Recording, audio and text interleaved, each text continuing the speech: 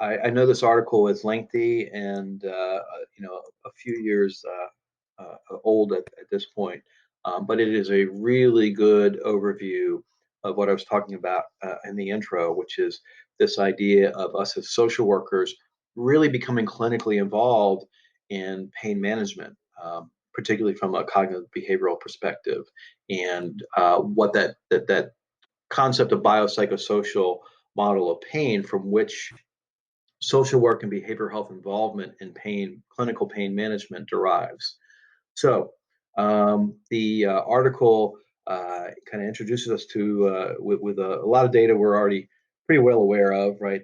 The total economic costs and of pain and improper pain management, the our oldest population being by far the largest in number, and them getting older, and the implications in terms of pain, and and the uh, and the overprescription of opioids, and the long-term use of opioids, not long-term use in terms of someone illegally obtaining these drugs, but the long-term and according to the CDC, improper prescribing of opioids.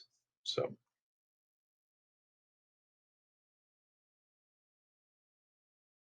all right. So here we have the basic definition of the biopsychosocial model of pain, which is as kind of simplest form that pain and subsequent and related disability is a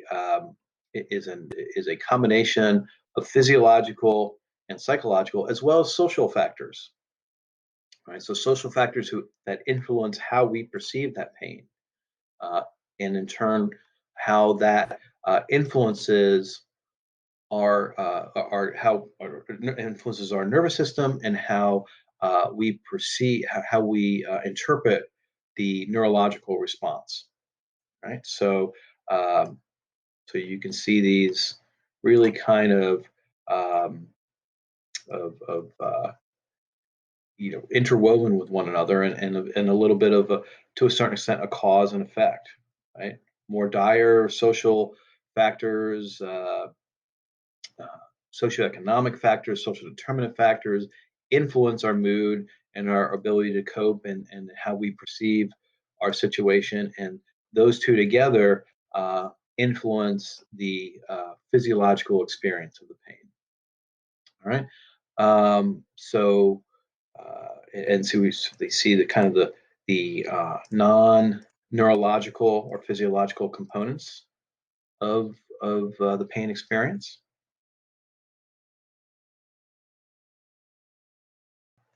So here's a word you can throw around at your next social gathering. Impress your friends.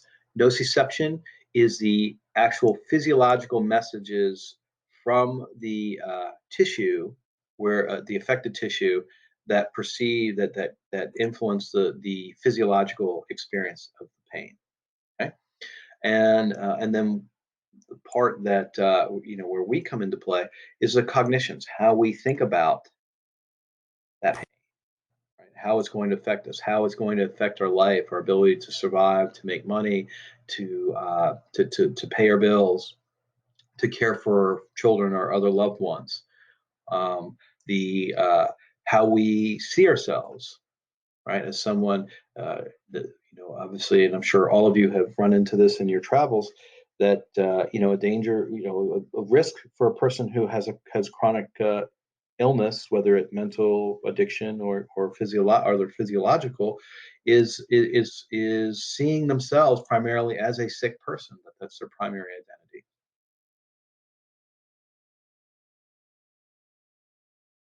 So this is one of these things where I try to recreate in a slide, and it just it didn't come out very well. So it made more sense just to capture it directly from the articles. But this is really a great graphic here. It really just summarizes what the biopsychosocial model of pain is, and how these think of these as all kind of interconnected and influencing one another. Okay. And so from there, you can see where social work and occupational therapy and and other pain specialty care, physical therapy, where these can orthopedic care, all of these can and in most cases probably should be interacting together. All right, and when they are, the more integrated and collaborative they are, uh, the more the treatment is interconnected based on this model, and reasonable to expect that outcomes are better when that opportunity is in place.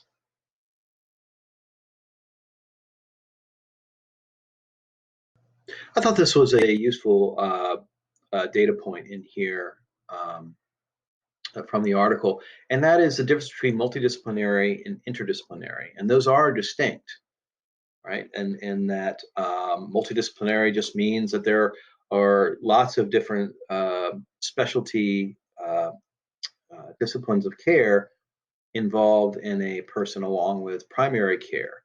But multidisciplinary certainly, right, and it's point of the whole course, multidisciplinary does not mean integrated, right? And so integration involves communication, and this is not from the article, but from some of our earlier readings, shared treatment plan, a shared treatment plan, and upon which these multidisciplinary members communicate on some level. It doesn't have to be synchronous. It doesn't have to be co-located in person. It just needs to be some amount of communication over a shared treatment plan.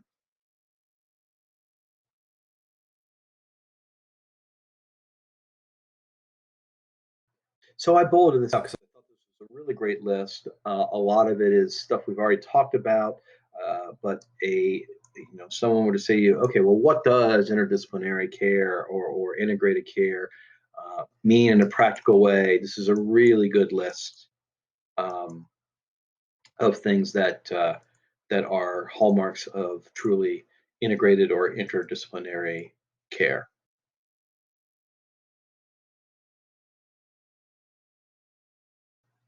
So, the theme of this course, as you know, is that integrated care and behavioral health integrated policy and policy advocacy around that is not just in the interest of the human condition, but absolutely in the interest of our economic condition. And so, as I'm dictating this, and you guys shortly will be um, reviewing it, we sit at a time where we are facing as much economic peril as a country, and frankly, as a globe, um, as any point in history. So these things are now, as we move forward um, beyond this period of time, these kind of things are going to be even more important. Okay, so how does cognitive behavioral therapy help from a human as well as economic outcome standpoint? Well, the data shows, according to the authors, that those who have a condition that involves chronic pain and requires chronic pain management, when cognitive behavioral therapy is part of that plan. There is data to show the person has fewer emergency room visits. In fact, has fewer primary care visits, reduced reliance on medication.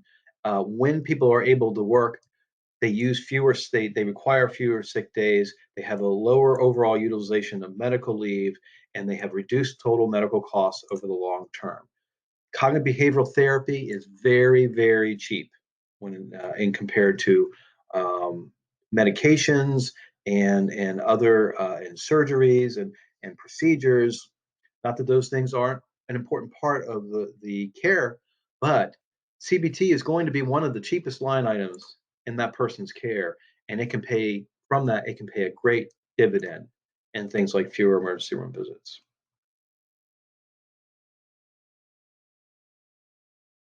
So I apologize. This is a little bit of an eye chart, but I wanted to point out something to you, and this is where I love.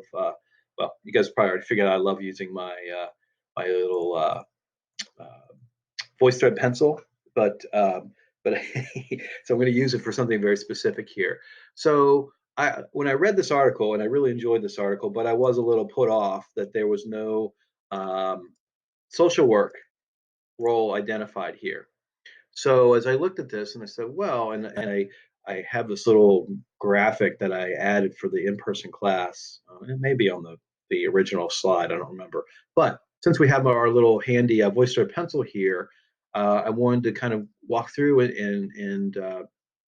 and show you and kind of point out where I think the social work roles overlap with the nurse and the psychologist. So um, certainly you can assist the physician, not in everything, and not to the same extent as a nurse, because you wouldn't necessarily dispense. Well, you wouldn't dispense medication. You certainly wouldn't provide injections, but there are a lot of particularly administrative stuff that you can assist the physician with, certainly with communication with the patient. um, may serve as a patient's case manager. Well, social workers are as adept and well trained in that as nurses are. I've worked with a lot of nurse case managers over the years, and many of them are wonderful. And but a case manager can be a social work job or nurse job in any setting. In my, of course, terribly biased opinion as a social worker, right? Maintains effective communication with treatment team. That's one of our hallmarks. Attends treatment team meetings. Evaluates and monitors treatment outcomes. Certainly, guys are capable of doing that, even the physiological outcomes. Providing psychosocial evaluation. Again, part of our bread and butter, right? Um, Assessing strengths and weaknesses, risk factors and protective factors. Anyone who's taken my psychopathology course says yes. Paul, you know, talked us to death on the strengths and weaknesses and what I actually more often refer to as protective and risk factor assessment. Uh, CBT approach, absolutely. I'm likely next academic year going to be teaching the paradigms class for the first time. So any of you who are signing up for that, if you have me for it, you'll hear a lot about cognitive behavioral treatment. Um, Effective communication with the treatment team, absolutely. Obviously, attends formal disciplinary meetings. So, a lot of things in this nurse. So, I see social work has kind of overlapping this nurse and psychologist role. Maybe not every single aspect, but a vast majority of them, or at least many of them, to a certain